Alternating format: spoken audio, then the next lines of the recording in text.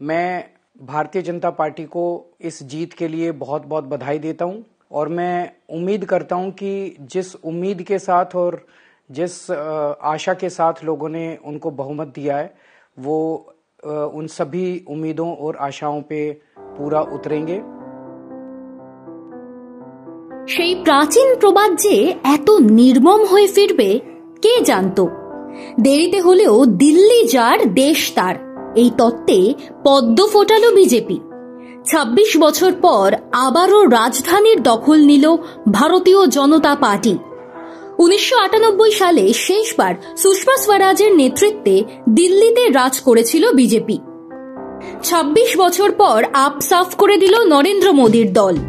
১০ বছর ক্ষমতায় থাকা অরবিন্দ কেজরিওয়ালের দলের এমন ভরাডুবি হলো কেন? রাজনৈতিক কাটাছেঁড়া শুরু হয়ে গিয়েছে। একাধিক দুর্নীতি ডুবিয়েছে আপকে। প্রাথমিক ময়নাতদন্তে উঠে এসেছে এমনটাই। সময় বড় নির্মম, কখন যে ছোবল মারে কেউ বলতে পারে না। বছর তিনেক আগে দলের এক সভায় কেজরিওয়াল গর্ব করে বলেছিলেন, নরেন্দ্র মোদীজি আপনার জীবনদশায় কখনো আপকে হারাতে পারবেন না। ৩ বছরও গড়ায়নি। সময় তার হিসেব বুঝে নিল কড়ায় গন্ডায়। সকালে ভোট গণনা শুরু হতেই তাসের ঘরের মতো হুড়মুড় করে ভেঙে পড়ে আপের ঘর। অরবিন্দ কেজরিওয়াল হেরেছেন খোদ নয়া দিল্লি কেন্দ্র থেকে। মনীষ সিসোদিয়ার মতো হেভিওয়েট নেতাও জিততে পারেননি। যদিও বুথ ফেরত সমীক্ষায় বলা হচ্ছিল বিজেপি এগিয়ে দিল্লিতে, তবু কেউ কেউ এক্সিট পোলে বিশ্বাস রাখতে পারছিলেন না।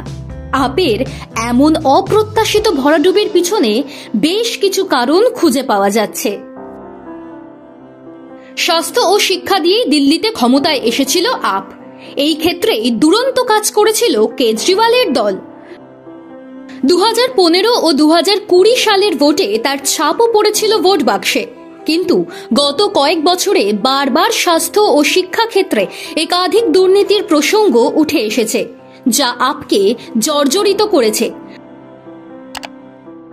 প্রতিশ্রুতি রাখতে না পারা, দিল্লির লাগাম ছাড়া দূষণ বিরুদ্ধে গিয়েছে আপের।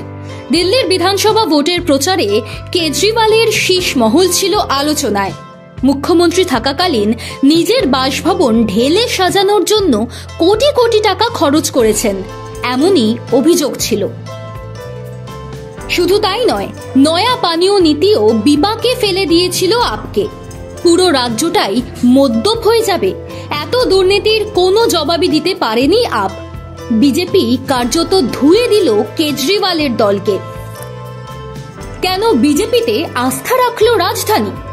গত ১০ বছরে দিল্লির হাল বদলের কিছু প্রতিশ্রুতি রেখেছিল কেজরিওয়ালের সরকার, কিন্তু একাধিক দুর্নীতির মধ্যে দিয়েই দিল্লিবাসী বিজেপির দিকে ঢলে পড়েছিল।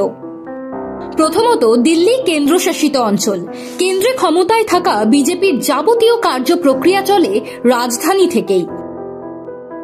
সেদিক থেকে দেখলে দিল্লির জনতা ভরসা রাখতে চেয়েছিল বিজেপিতেই।